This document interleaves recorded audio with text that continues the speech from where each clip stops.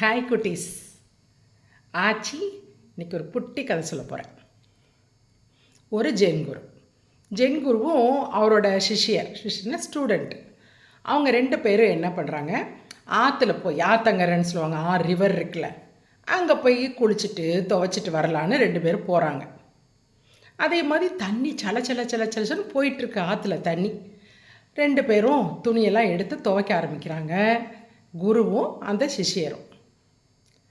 அப்போ பார்த்திங்கன்னா அந்த தண்ணிக்குள்ளே ஒரு தேள் பார்த்துருப்பீங்க. அது நல்ல இவ்வளோ பெருசு இருக்கும், ஒரு கொடுக்கு இருக்கும். அந்த கொடுக்கு ஓரத்தில் பாய்சன் இருக்கும்.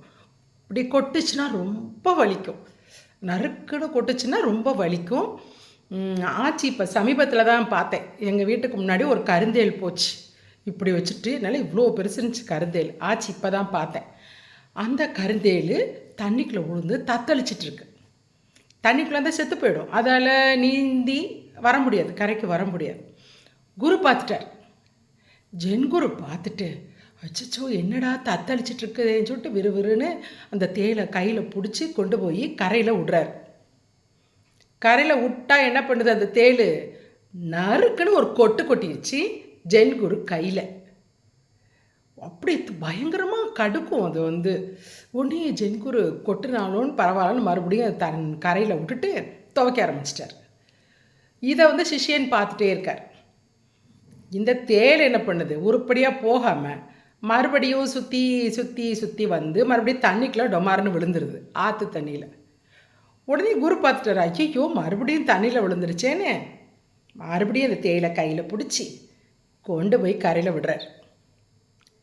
சும்மா இருக்குமா தேள், மறுபடியும் நறுக்குன்னு கையில் ஒரு கொட்டிடுச்சு. இப்போ சுருக்குன்னு வலிக்கும். அது சிலதில் நிறைய பாய்சன் நச்சுத்தன்மையெல்லாம் இருக்குன்னு சொல்லுவாங்க. அப்போ கொட்டினோடனே இதை பார்த்துட்டே இருக்கார் சிஷ்யன். ரொம்ப கோவந்துருச்சு அவருக்கு, குரு மேலே ரொம்ப கோவந்துருச்சு. என்ன குருவே நீங்கள், அந்த தேளை கொட்டுன்னு தெரியும், நீங்கள் காப்பாற்றுறீங்கன்னு அதுக்கு என்ன தெரியவா போகுது, அதை போய் நீங்கள் போய் காப்பாற்றி உங்கள் கையில் 2 தடவை கொட்டிருச்சுல, ஏன் இப்படி பண்ணுறீங்க அப்படின்னு ரொம்ப கோவப்படுறார் யார், சிஷ்யன். உடனே நம்ம ஜென்குரு சொல்கிறாரு, தேளுக்கு அது கொட்டுற குணம், நீ யார் தொட்டாலும் அது நறுக்குன்னு ஒரு கொட்டும்.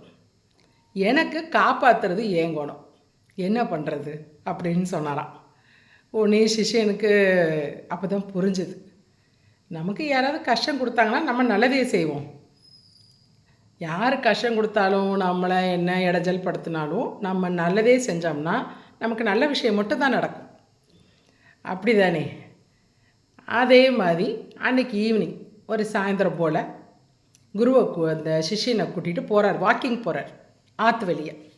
அப்போ மீனெல்லாம் ஜம்ப் பண்ணி குதிச்சு விளையாண்டுட்ருக்காங்க. மீனெல்லாம் பார்த்த உடனே ஜென்கருக்கு ரொம்ப ஹாப்பி.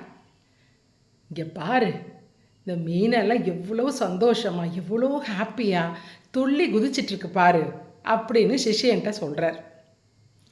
சிஷ்யன் சொல்கிறாரு, நீங்கள் என்ன மீனா, அது சந்தோஷமாக இருக்கா கவலையாக இருக்கான்னு உங்களுக்கு எப்படி தெரியும், மீனுக்கு மீனாக இருந்தால் தானே மீனை பற்றி தெரியும் அப்படின்னு சொல்கிறாரு சிஷ்யன்.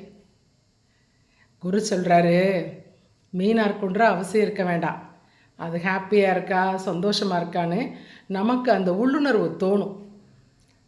அப்படி எனக்கு தோணுது, அது ஹாப்பியாக தான் இருக்குது அப்படின்றார்.